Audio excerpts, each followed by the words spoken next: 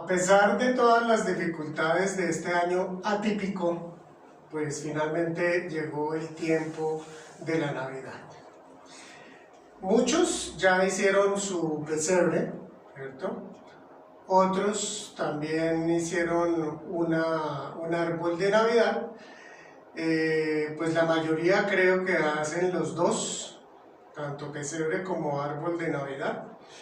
Pero además le agregamos seguramente todos adornos, no solo en el árbol de Navidad o en el pesebre, sino en las paredes, en las ventanas, en las puertas, en fin.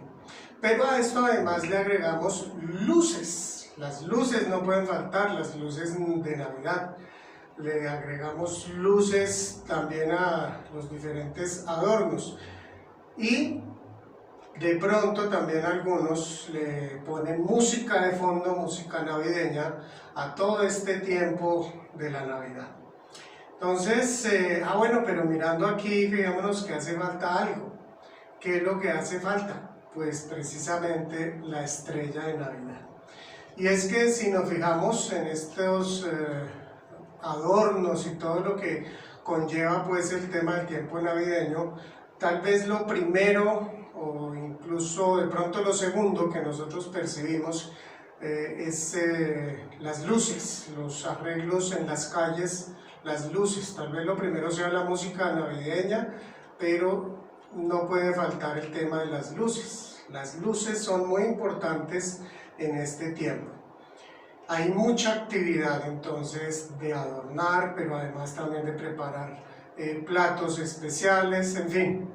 Aunque este tiempo sea un poco diferente a lo habitual en años anteriores, sigue presente algo que lamentablemente podemos darnos cuenta, y es que en medio de todo este festejo, toda esta celebración, el tema central de la Navidad es realmente muy poco conocido y superficial.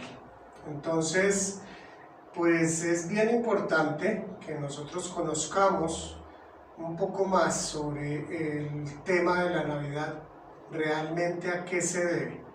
Entonces vamos a conocer un poquitito más acerca de la Navidad, y por eso hoy la reflexión la he llamado Entendiendo Mejor la Navidad.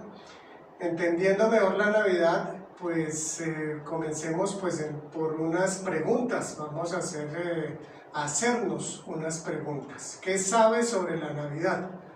Para esta oportunidad solamente traje 5 preguntas, pero que nos dan una idea de qué tanto estamos informados sobre la Navidad. Entonces vamos con esta primera pregunta.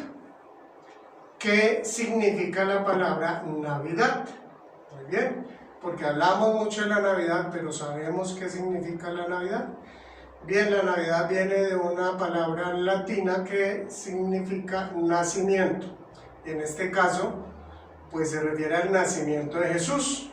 No cualquier nacimiento, ¿cierto? No estamos hablando del nacimiento de un hijo, de cualquier persona, en fin, sino del nacimiento de Jesús.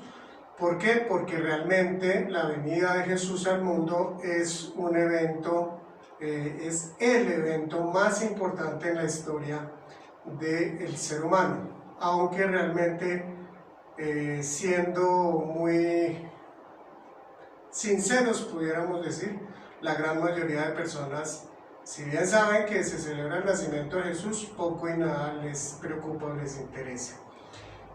Vamos a una segunda pregunta. ¿Cuáles evangelios nos hablan del nacimiento de Jesús? Bueno, recordemos que hay 4 evangelios, ¿cierto? Mateo, Marcos, Lucas y Juan. ¿Cuál de esos o cuáles de esos 4 evangelios nos hablan del nacimiento de Jesús? Muy bien, son Mateo y Lucas. Mateo y Lucas son estos evangelios, es decir, que únicamente 2 de los 4 nos hablan del nacimiento de Jesús.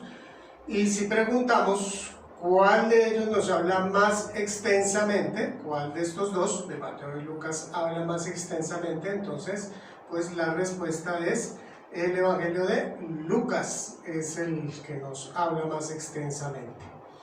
Bueno, una cuarta pregunta, pasemos a esta cuarta pregunta. ¿Acerca de cuáles temas de la Navidad nos hablan estos evangelios? Entonces, estos dos evangelios, dijimos Mateo y Lucas, ¿cuáles son los temas que nos cuentan? Seguramente si usted o cualquier persona, digámoslo así, del común, que algo conoce del tema de la Navidad, le preguntamos esto, nos diría sobre estos 4 temas, de pronto 3. La anunciación a María, el nacimiento de Jesús, los sabios de Oriente y los pastores.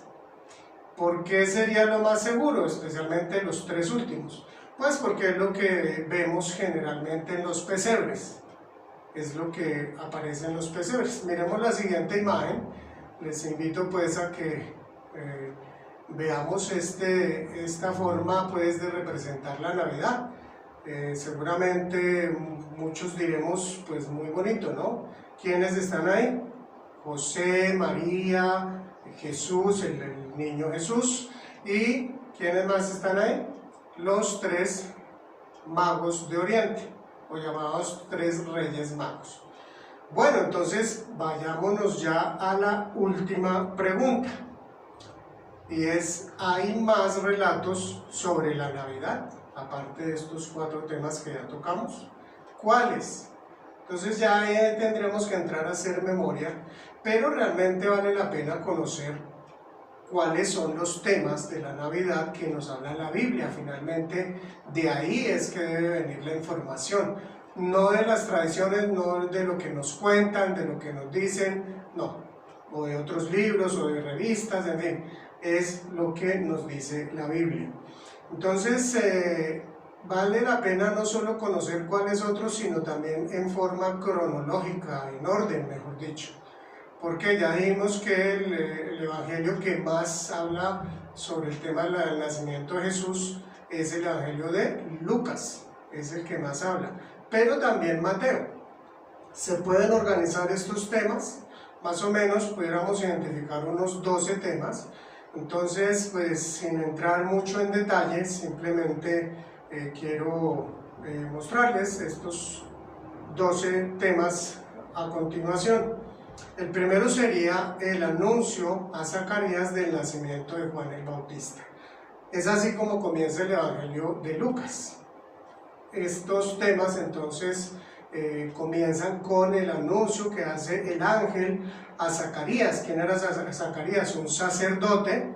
Y entonces allí cerca al altar del incienso que estaba allí en el templo en Jerusalén, un ángel, el ángel Gabriel, le revela que su esposa, que se llamaba Elizabeth, iba a tener un hijo, y ellos ya son ancianos. Entonces este es el primero de los eventos. Luego entonces ya viene el anuncio que le hace el ángel a María, el anuncio sobre el nacimiento de Jesús, y bueno, este es un tema un poquitito más conocido. Luego de que María recibe ya ese anuncio del ángel Gabriel, se va a visitar a su prima Elizabeth, o sea, la esposa de quien ya nombramos Zacarías. Entonces Elizabeth ya está esperando a Juan, a su hijo, y pues allí tiene también otra serie de situaciones interesantes. Pues también todo esto vale la pena leerlo, solamente estoy haciendo una reseña muy corta. Allí María entonces emite, dice una oración especial que es conocido como el canto de María, y luego entonces viene el anuncio que le hace el ángel a José en sueños.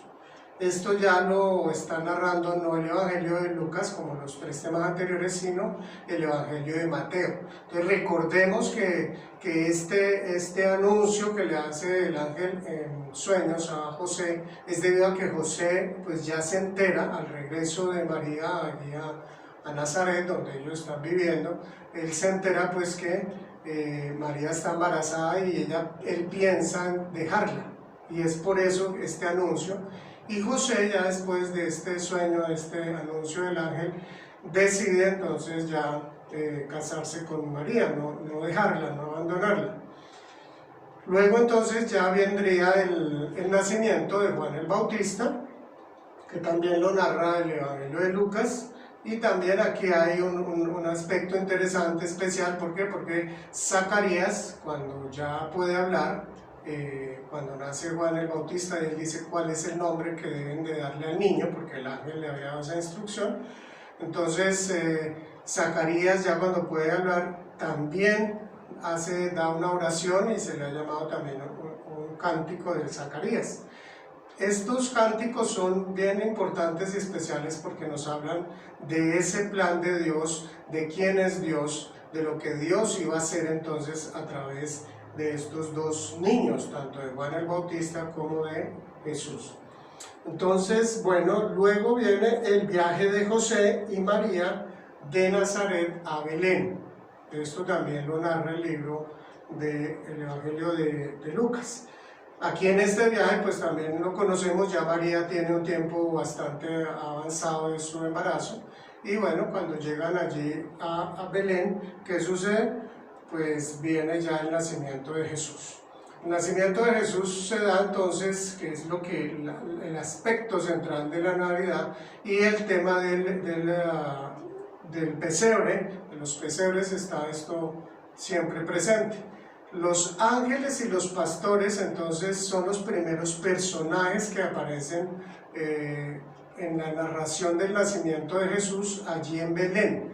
Cuando José y María logran instalarse, pues recordemos que no encuentran dónde quedarse, un sitio donde quedarse, tienen que quedarse en ese pesebre, que no es más que un establo donde están los animales, y desde luego bastante poco limpio, bastante pues maloliente. Nosotros desde luego lo vemos muy bonito y muy especial, muy simpático en un pesebre, pero tuvo que haber sido algo bastante difícil para José y María. Y es entonces esa noche cuando primero aparece un ángel y a los pastores, y ya luego aparece un grupo muy grande de ángeles que cantan y alaban a Dios pues por lo que está haciendo, ¿no? Y les anuncian a los pastores que ha nacido ya el Salvador. A continuación, entonces, podemos leer en Lucas mismo la presentación de Jesús en el templo. Entonces José y María llevan a Jesús al templo, allí lo presentan, y entonces pues todo esto es parte de los rituales dentro del pueblo judío, y José y María lo están cumpliendo pues tal cual, sin dejar ninguno de estos sin cumplir, ninguno de estas leyes que debían de cumplir. Los ángeles y los pastores entonces se presentan esa noche en que nace Jesús. Después de esta presentación de Jesús en el templo, pues desde luego no fue esa misma noche, fue en otro momento, de acuerdo a la ley. Entonces esto debían de hacerlo a los 8 días de nacido, y luego entonces ya encontramos una situación diferente, y lo encontramos en el Evangelio de Mateo, y es los sabios de Oriente. Cuando nosotros no miramos estas historias, por lo general, y es lo que el común de la gente le sucede, y es que todo lo ponen como si sucediera al tiempo. Y pues esto de los sabios de Oriente, por una parte, pues sabemos que, bueno, se le llama generalmente magos, los 3 reyes magos, pero pues un término más apropiado es sabios de Oriente, porque para nosotros hoy en día magos es de pronto esa persona que hace magia, que hace aparecer conejos, que desaparecen monedas, en fin, cosas así. Y esto no era lo que hacían estos personajes, eran unos estudiosos de los astros, y por lo visto ellos vienen de una región donde anteriormente estuvieron los judíos en algún tiempo. Entonces, en esta parte encontramos un texto que es bien significativo e importante. ¿Por qué? Porque nos dice que cuando llegan los sabios de Oriente ya ha pasado tiempo. ¿Por qué? Porque cuando nos habla del nacimiento de Jesús, está José y María, y Jesús nace en un pesebre. Aquí, cuando vienen los sabios de Oriente, encontramos en Mateo 2, versículo 11, que dice: al entrar en la casa, refiriéndose a estos sabios de Oriente, Vieron al niño con María su madre y postrándose lo adoraron. Luego, abriendo sus tesoros, le ofrecieron presentes, oro, incienso y mirra. Aquí dos aspectos importantes en este texto. El primero, ya no están en el pesebre, porque dice al entrar en la casa. Ya están José y María en una casa. Entonces, esto nos dice ya ha pasado tiempo. Y por otro lado, al decir aquí que le ofrecieron a Jesús tres presentes, oro, incienso y mirra, vemos que de aquí es de donde surge la idea muy generalizada de que eran tres. Realmente la Biblia en ninguna parte nos dice que eran tres los sabios de Oriente. Entonces, esto es importante conocerlo, pues porque así mismo nosotros podemos entender mejor también qué fue lo que sucedió. Así que miremos el penúltimo de los temas es la huida a Egipto y la matanza de los niños. Después de esa huida y esa matanza de los niños, que lo narra Mateo, finalmente entonces nos habla del regreso de Egipto a Nazaret. Ya esto sucede luego de que Herodes el Grande ha muerto, entonces José y María, ya guiados también por Dios, deciden regresar, pero no van a Belén, sino llegan directamente a Nazaret. Esto es lo que tiene que ver prácticamente con el nacimiento de Jesús, es decir, la Navidad. Y esto nos daría pues a revisar un poquitito lo que ya vimos. Entonces, recordemos esta imagen, ¿cierto? ¿Qué nos está mostrando aquí esta imagen? Ahí vemos unos animales, vemos que están las ovejas, que hay una vaca ahí atrás, que hay un caballo, un burro, bueno, en fin, hay animales, están todavía en el pesebre. Y a este lado está pues el camello, uno de los camellos, suponemos nosotros, en donde llegaron los sabios de Oriente, porque aquí están los tres. Entonces, error. Estos tres personajes no debían de estar en el pesebre. ¿Por qué? Porque como ya lo vimos, estos tres personajes llegaron a una casa. Bien, entonces más bien tendríamos que cambiarlo por la siguiente escena. Esta escena sí es más ajustada al texto bíblico, a la realidad de lo que nos narran los evangelios. ¿Por qué? Porque aquí vemos a los pastores, a los animales en el pesebre. Y esto sí es el orden como lo narra la Biblia. Bien, entonces ahora que ya sabemos que de los 4 evangelios solamente 2 narran del nacimiento de Jesús, principalmente Lucas, pero también encontramos aspectos en el evangelio de Mateo. Debemos de saber que hay un tercer evangelio que, si bien no nos habla del nacimiento de Jesús, sí nos habla del origen de Jesús. Entonces, ¿cómo así que el origen de Jesús? Pues este evangelio que nos habla del origen de Jesús es el evangelio de Juan, el cuarto de los evangelios, y llama la atención que este tema lo narre Juan. ¿Por qué? Porque es que Juan fue, de los 12 apóstoles, fue el más cercano a Jesús. Juan fue llamado el discípulo amado. Así que es Juan quien narra el origen de Jesús. Y también incluso este texto que vamos a ver, les invito a ver la siguiente imagen, pues tiene que ver es precisamente con la creación. Este texto que se encuentra en el capítulo 1 de Juan se le ha llamado el Génesis del Nuevo Testamento. ¿Por qué? Porque precisamente ya no nos habla de ese Jesús histórico, es decir, del que nos hablan Mateo y Lucas, que es cuando Jesús llega a la historia del ser humano, por eso el Jesús histórico, sino del origen realmente de Jesús. Entonces pasemos pues a la lectura de este primer texto y este segundo tema que se llama Origen y Misión de Jesús. Lo primero que vamos a ver es entonces que Jesús es Dios. Jesús es Dios y lo encontramos en Juan 1, del verso 1 al 3. Dice así el texto: en el principio era el verbo estaba con Dios y el verbo era Dios. Este estaba en el principio con Dios. Todas las cosas por medio de Él fueron hechas, y sin Él nada de lo que ha sido hecho fue hecho. Así que esta primera parte que nosotros estamos viendo del Evangelio de Juan, nos está hablando de ese origen de Jesús. Nos tiene un paralelo muy especial con el libro de Génesis. ¿Por qué? Porque el libro de Génesis, el capítulo 1, nos habla de la creación de todo, del universo. Y es aquí entonces en Génesis 1 que dice: en el principio creó Dios los cielos y la tierra. Y aquí Juan comienza su evangelio diciendo: en el principio era el verbo.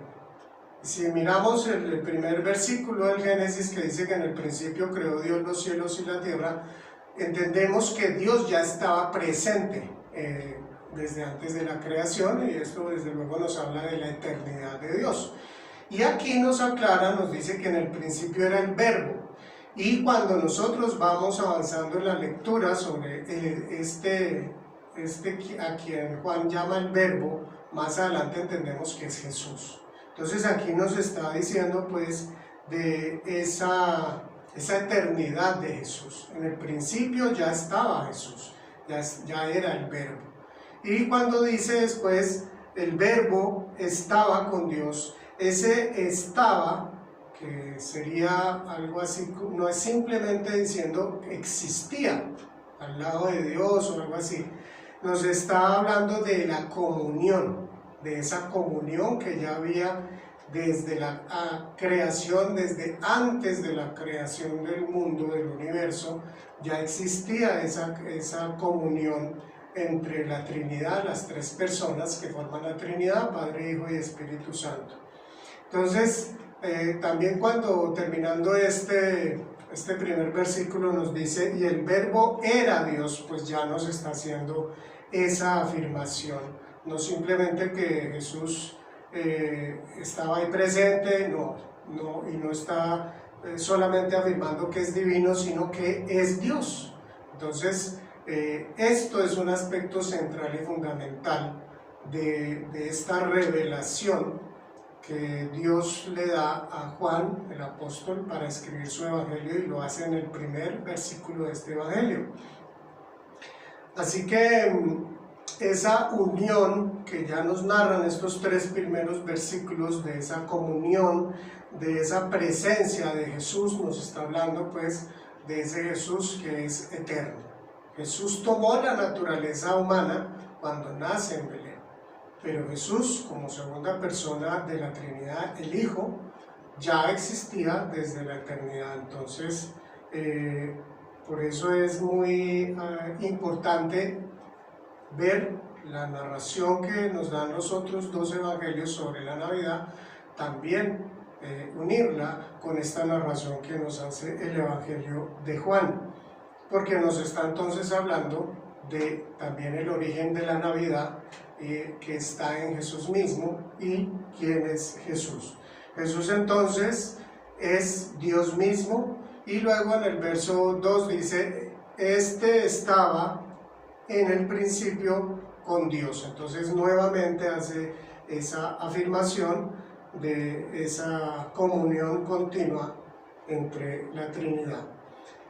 Y después dice: el que es la palabra existía en el principio con Dios. Esta es la traducción que aparece de este verso 2 en la nueva traducción viviente.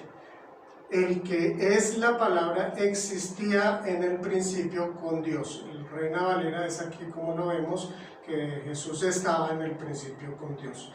Bien, y el último versículo que estamos viendo aquí, el verso 3, dice que todas las cosas por medio de Él fueron hechas. Todas las cosas por medio de Él fueron hechas, pues nos está hablando de ese atributo de Dios, que es ser creador, y el cual nos lo muestra más en detalle en el capítulo 1 de Génesis. Así que aquí nos está corroborando ese atributo que está presente en Jesús. Nada de lo que fue hecho sin Jesús.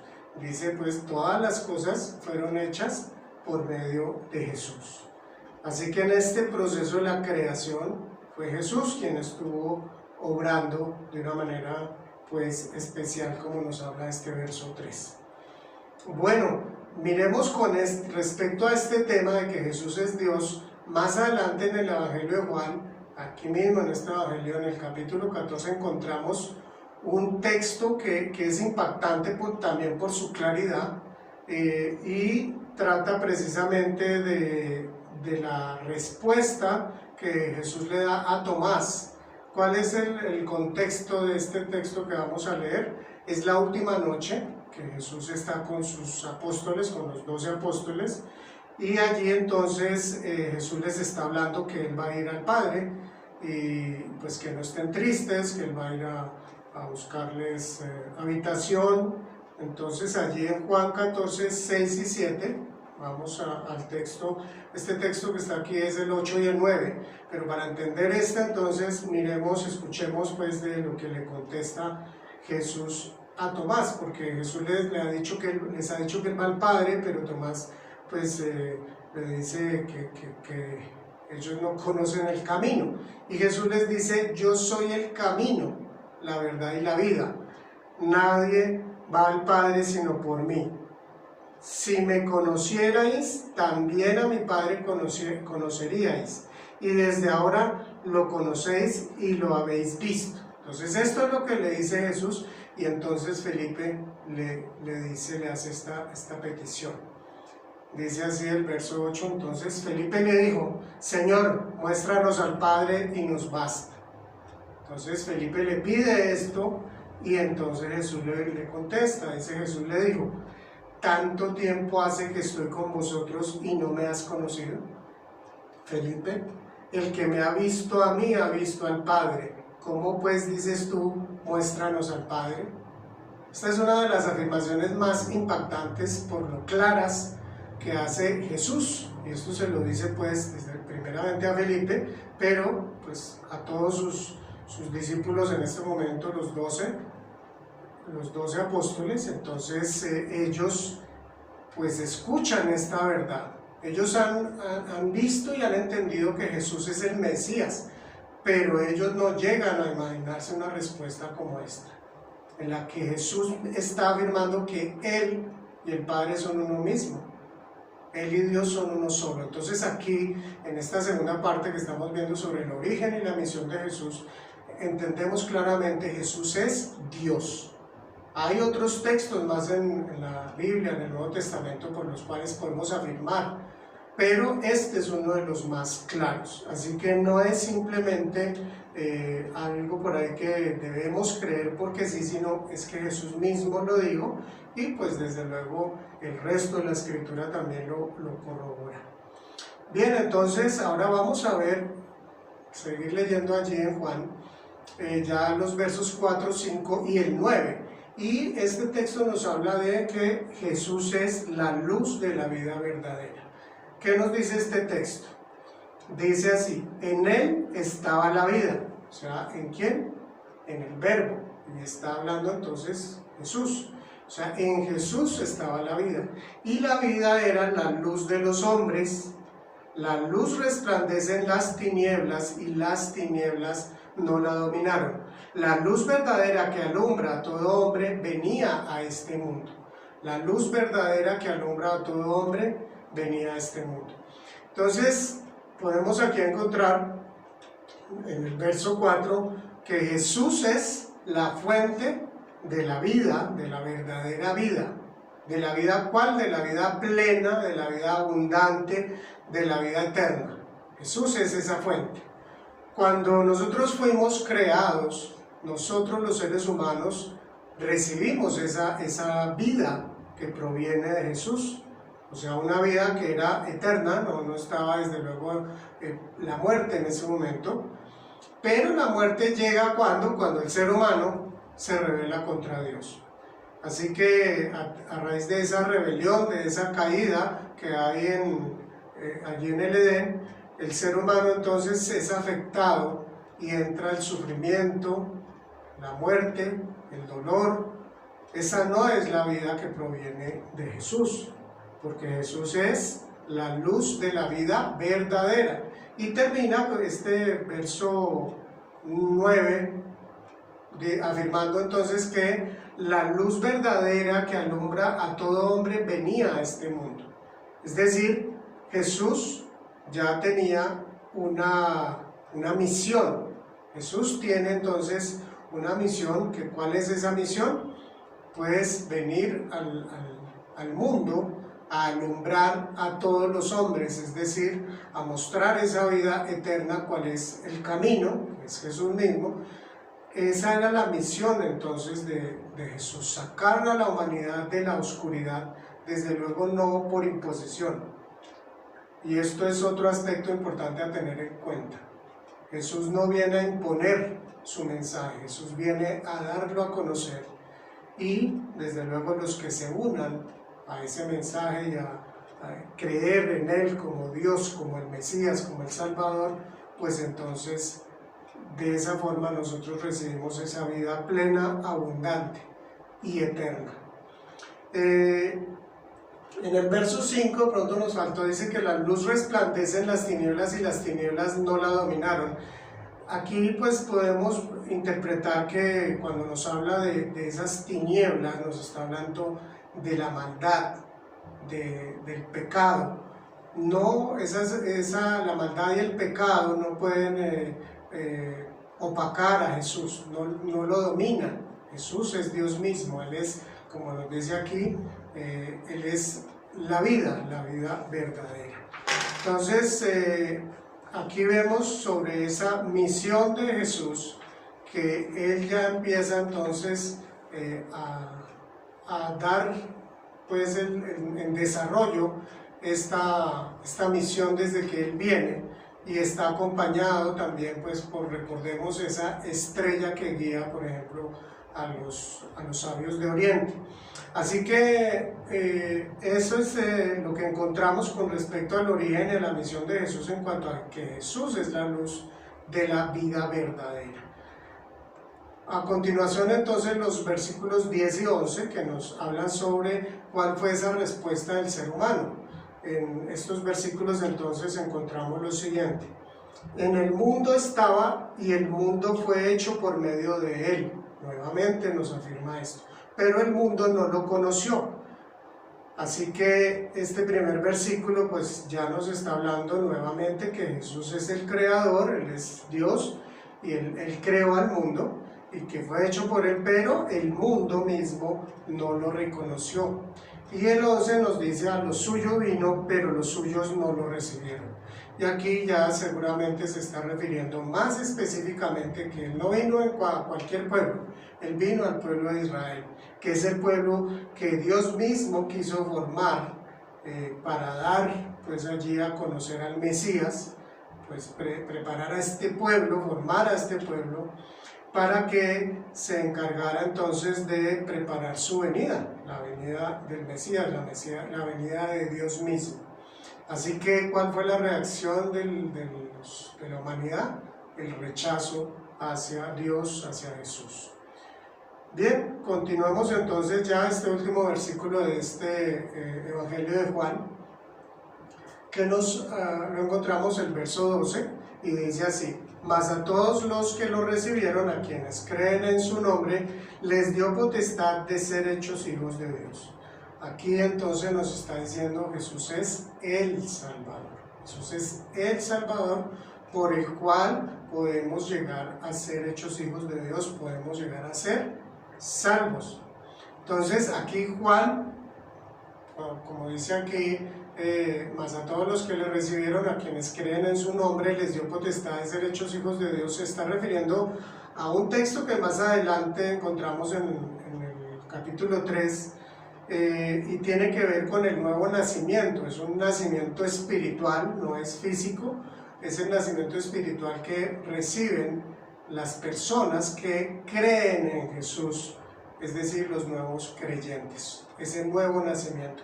Por eso dice aquí: a quienes creen en su nombre les dio potestad de ser hechos hijos de Dios. Entonces, este nuevo nacimiento, que es un nacimiento espiritual, es un cambio empieza a generar un cambio de adentro hacia afuera. Es un cambio interior. No se trata de aprender nuevos ritos, nuevas costumbres, ¿no? Es decir, no se trata de cosas externas, de cambios solamente a nivel externo, que son, digámoslo así, postizos, aprendidos, sino se trata de un cambio interno, que se evidencia ese cambio interno en la forma de vida, en los hechos, en cómo vive ese nuevo hijo de Dios, ese creyente, es diferente. Pero es muy importante tener esto claro. No se trata entonces algo de afuera, se trata de algo de adentro, algo que debe de surgir de manera natural por esa relación con Dios. Pasamos entonces ya a esta tercera y última parte que tiene que ver ya más directamente con nosotros y se trata de nuestra misión en el mundo. Nuestra misión en el mundo, y he tomado pues 3 textos. El primero de los textos lo encontramos allí en Mateo 5, 14 al 16. Este texto pues se encuentra dentro de la enseñanza que Jesús dio en el Sermón del Monte. Y Jesús le habla aquí a los creyentes, es decir, nos está diciendo esto que encontramos en estos 3 versículos. Vosotros sois la luz del mundo. Una ciudad asentada sobre un monte no se puede esconder, ni se enciende una luz y se pone debajo de una vasija, sino sobre el candelero para que alumbre a todos los que están en casa. Así alumbre vuestra luz delante de los hombres, para que vean vuestras buenas obras y glorifiquen a nuestro Padre que está en los cielos. O sea que aquí nos habla a los creyentes, nos está diciendo que pues, siendo los hijos de Dios, debemos reflejar esa luz que hemos recibido de Jesús, que como lo leíamos anteriormente, Él es la luz de la vida verdadera. Entonces, Jesús nos ha dado ese nacimiento en el Espíritu, ese nuevo nacimiento, por haber creído en Él. Y entonces lo natural es que nosotros, como nos habla aquí el siguiente texto, el verso 15, dice que no se enciende una luz ni se pone debajo de una vasija, se coloca sobre el candelero. ¿Para qué? Para que alumbre a todos los que están en la casa. Así que Jesús espera algo, que nuestra vida sea conocida por otras personas que están en oscuridad, desde luego. Porque dice el 16, así alumbre la luz delante de los hombres para que vean vuestras buenas obras y glorifiquen a vuestro Padre que está en los cielos. Él está hablando de una ciudad que está en un monte, que está iluminada y que no se puede ocultar, porque es visible a todos los que están fuera de esa ciudad, que están en oscuridad. Entonces este símil nos habla hay más personas a nuestro alrededor que al igual que nosotros antes de ser alumbrados por la luz de Jesús vivían o viven en oscuridad, como lo hicimos nosotros, vivimos en oscuridad antes de entregar nuestra vida a Jesús. Entonces ahora que somos creyentes, eso espera Jesús, que nosotros estemos mostrando esa vida, no para ser admirados nosotros, sino para qué. Dice que debemos mostrar esas buenas obras, es digamos lo natural en la vida de un creyente, para que glorifiquen a vuestro Padre que está en los cielos. Eso quiere decir que mediante esa vida, ese reflejo que nosotros damos en nuestra vida cotidiana, otras personas seguramente se van a cuestionar y van a querer conocer qué es lo que ha pasado en nuestra vida, por qué vivimos de esa manera. Es decir, van a conocer el mensaje del Evangelio y asimismo ellos también van a llegar a tener esa vida plena y abundante y ser entonces salvos. Bueno, pasemos a los 2 últimos textos. Dice entonces aquí el primero, Efesios 5:8. Está diciendo el apóstol Pablo también a los creyentes y dice, ahora sois luz en el Señor, andad como hijos de luz. Entonces, nuevamente toca este tema de la luz. no dice ahora tenéis luz en el Señor, sino sois luz en el Señor. Entonces no somos luz por nosotros mismos, somos luz pero si estamos en el Señor. Así que esto nos habla de cuidar esa relación constante con nuestro Señor, con Jesús. Y la consecuencia es andar como hijos de luz. Esa es una consecuencia natural. Si somos ya luz en el Señor, pues entonces andamos como esos hijos de luz. Y miremos por último este texto en 1 de Pedro 2.9. 1 de Pedro 2.9 nos está hablando, el apóstol Pedro nos dice a los creyentes: vosotros sois linaje escogido, real sacerdocio, nación santa, pueblo adquirido por Dios, para que anunciéis las virtudes de aquel que os llamó de las tinieblas a su luz admirable. Aquí este texto es algo que realmente debe de impactarnos. ¿Por qué? Porque nos está hablando de ese estatus nuevo que como creyentes tenemos. Ahora nosotros somos ese linaje escogido, es lo que nos dice aquí. Somos un linaje escogido, es decir, somos una generación especial, por llamarlo de alguna manera, ese linaje escogido. Somos un real sacerdocio, algo que realmente nos da una alta estima, un valor bastante alto. Somos un sacerdocio real, es decir, que proviene del Rey. Y también nos dice que formamos una nación santa. Una nación santa, es decir, un pueblo separado para Dios. Esa es la nación santa. No perfecta, no sin pecado, pero sí preparada para Dios y en ese proceso de santificación. Y además dice que somos pueblo ¿qué? Adquirido por Dios. ¿Qué quiere decir eso? Que antes no éramos parte, no formábamos parte del pueblo de Dios. Dios pagó por nosotros, nos adquirió, pagó el precio para rescatarnos de esa vida de oscuridad, de pecado, de perdición. Entonces nosotros hemos sido adquiridos por Jesús mismo, quien se encarnó, vino con ese propósito para morir en la cruz. Así que Jesús, que nace en ese pesebre, cumple todo un proceso, vive como un ser humano, nace como bebé, crece, luego inicia un ministerio y empieza entonces a dar enseñanzas, a predicar y a corroborar quién es Él mediante milagros que tocan con la naturaleza, con las enfermedades, resucita también a personas que han muerto, en fin, sana a personas que están con enfermedades muy graves y echa fuera demonios, es decir, toca todas las áreas de la creación.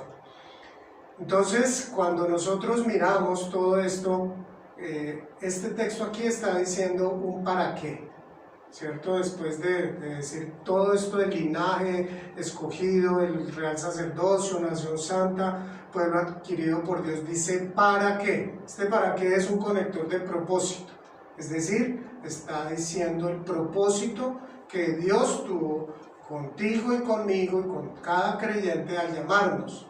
¿Cuál fue ese propósito?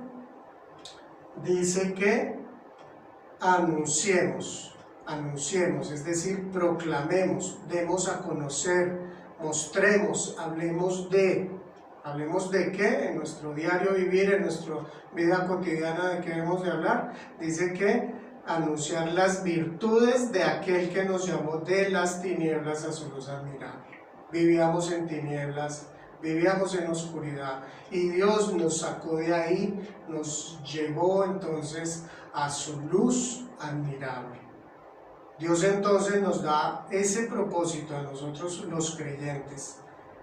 Es algo que entonces forma o debiera formar parte de nuestra vida como algo natural, porque simplemente se trata de evidenciar lo que nosotros ya somos.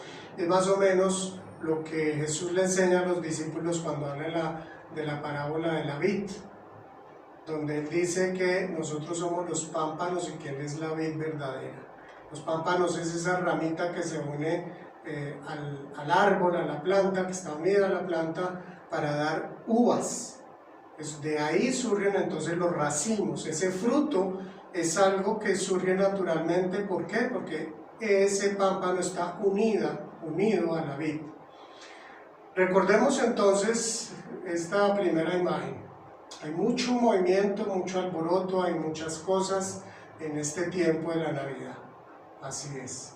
Hasta preocupaciones, estrés, en fin.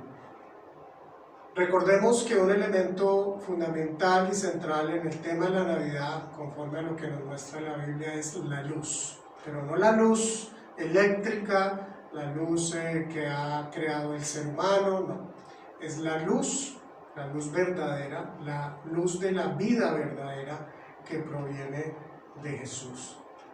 Vamos entonces a mirar estas 5 conclusiones que tienen que ver pues con todo esto que hemos visto. La primera nos dice algo muy sencillo y fundamental, pero igualmente muy importante. Jesús es Dios hecho hombre. No es una cuestión de teoría, es algo que debe de mostrarnos el valor que tiene lo que Jesús hizo a través de Jesús, lo que Dios hizo a través de Jesús en este plan desde la eternidad que estuvo establecido. Así que para valorar realmente, mirar con mayor respeto ese nacimiento de Jesús, porque es Dios mismo. La segunda conclusión nos dice: Jesús es la luz de la vida verdadera, es decir, la vida plena, abundante y eterna. En Jesús está la vida verdadera. No es, si bien está bien que nos cuidemos para vivir varios años, para vivir una vida mejor, eso está bien, pero no es realmente lo más importante. La vida verdadera es la vida que nos ofrece Jesús. ¿Por qué? Porque además es plena, es abundante y es eterna. Tercera conclusión: Jesús es el Salvador. Él es el único camino al Padre, como Él mismo lo afirma: yo soy el camino, la verdad y la vida. Nadie va al Padre si no es por mí. Es otra afirmación categórica, muy clara, y también realza esa importancia de la persona de Jesús. Cuarta conclusión nos dice: la humanidad vive en oscuridad, en su mayoría no le reconoce y le rechaza. Lamentablemente esto es lo que ha sucedido por mucho tiempo, por muchos siglos, y es que la humanidad ha rechazado, muchas personas han rechazado a Jesús. Y por último, entonces, es nuestra misión. Nuestra misión es que reflejar al mundo con nuestro testimonio la luz de Dios Salvador. Reflejar al mundo, esa es nuestra misión. Es muy importante en esto mantener claridad. Si bien es algo que es nuestra misión, nuestra tarea, también es algo que debe formar parte de la vida del creyente, no solamente del pastor o de los misioneros, de los evangelistas, no, esto es de todo creyente. Entonces yo quiero invitarte a que revises, de acuerdo a estas conclusiones, ¿cómo estás tú con respecto a la Navidad? Por un lado, especialmente si eres creyente, esta última conclusión. Estamos llevando al mundo que vive en oscuridad ese mensaje, ese evangelio de salvación. Estamos reflejando esa luz de Dios el Salvador. Que el Señor nos ayude y dispongamos nuestro corazón, dispongamos nuestra alma para tener ese tiempo de intimidad con el Señor, porque es así que nosotros podemos realmente cumplir con esta misión que el Señor nos ha dejado.